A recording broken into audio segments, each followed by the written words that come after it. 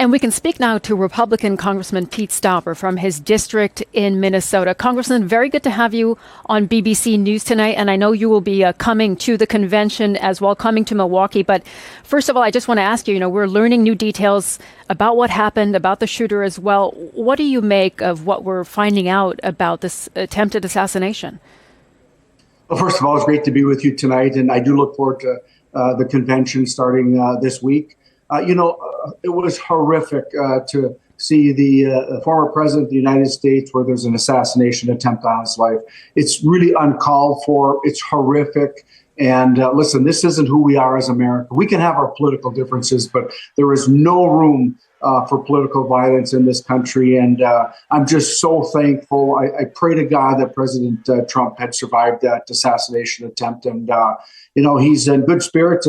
He's in Milwaukee now. He's going to lead the Republican Party during this convention. And I'm looking forward to hearing his acceptance speech. Congressman, President Biden said an independent investigation is underway, that the findings would be made public. You are on the law enforcement caucus. So I'm wondering, what do you want to see come out of an investigation about what happened? Well, first off, I want people to understand that law enforcement is doing their best in the most timeliest fashion they can. It's not easy. They want to get it right. They want to get the investigation right. Sometimes at crime scenes, you only have one time or one moment to get it right. And they're going to do that judiciously to make sure that they cover every single aspect of the investigation and then give it to the American people. I can assure you, not only are we going to get the information and the reports coming from law enforcement after their investigation, but there is going to be oversight. We've already been, the Secret Service, the FBI has been put on notice that oversight Chairman James Comer is going to bring them in. We want to know what happened, why it happened, and could have been prevented. But at this moment, let's see. Let's allow our federal and state and local law enforcement work the scene, get the proper information so that when they deliver that news to the American people, it's as accurate as possible in that timely fashion.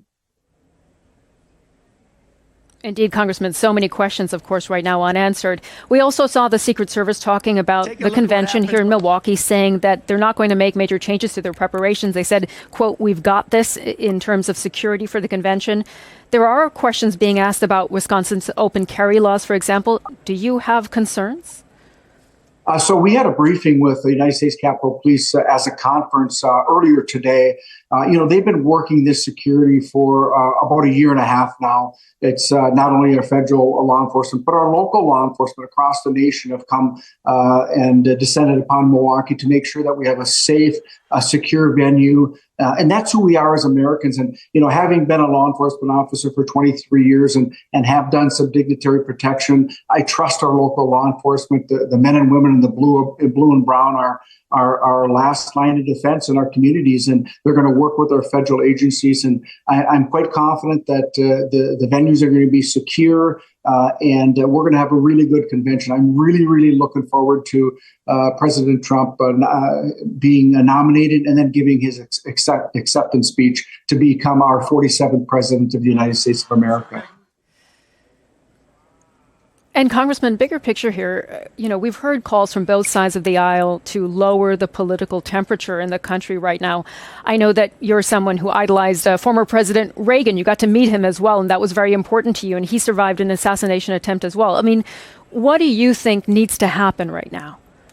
Well, we have to listen. We can disagree politically, but we can never have violence. And I want to also share with your viewers, I was shot while off duty by a career criminal and struck in the head on December 15th of 1995. So I myself have survived a gunshot wound to the head. So I'm well aware of what President Trump is feeling right now. I'm well aware of what Leader Scalise is feeling right now. This type of incident brings back those moments in our lives. And I can tell you that it's simply unacceptable that the rhetoric has gotten this hot and heavy. So we need, as Americans, again, we are Americans first, not Democrats or Republicans. We are Americans first.